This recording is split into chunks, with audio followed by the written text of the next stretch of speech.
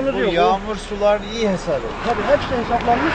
Zaten bizim drenajımız şu altı boşlukta olacak. Evet. Yani deşarj edeceğimiz suyu da drene ettikten sonra, arıttıktan sonra yazın sulamada kullanacağız. Anladım. Kışın da arıttıktan sonra bu menholden şeye vereceğiz. Menfezlerden Dereye vereceğiz. Bunu oradan vereceğiz. Yani onu tam netleştirmemişiz. Şurada binalarımız var, şurada binalarımız var, şurada var, şuradan ta o tarafa doğru gidiyor. Tezi merkezi. Yer var orada. Yatağa gidiyor.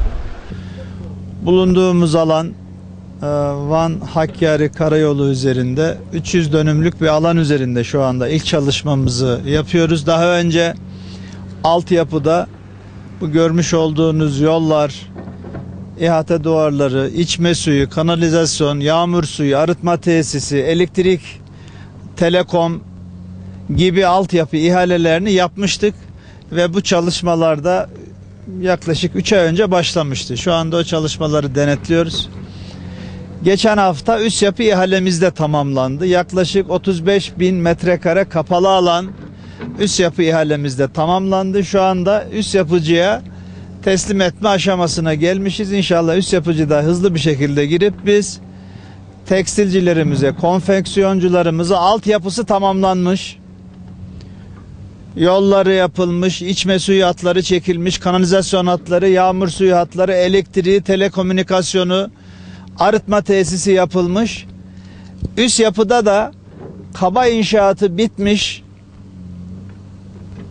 fabrika binalarını tekstil ve konfeksiyoncularımıza vereceğiz. Onlar da makinalarını alıp gelip hızlı bir şekilde burada üretime başlayacak. Bütün hedefimiz emek yoğun sektör olan tekstil ve konfeksiyonu Van'a getirmek, Van'ı yeni bir üs haline dönüştürmek. Evet. Çok alternatifler değerlendirdik. Şuradan getirip şuradaki akın suyunun yoluna bağlamayı da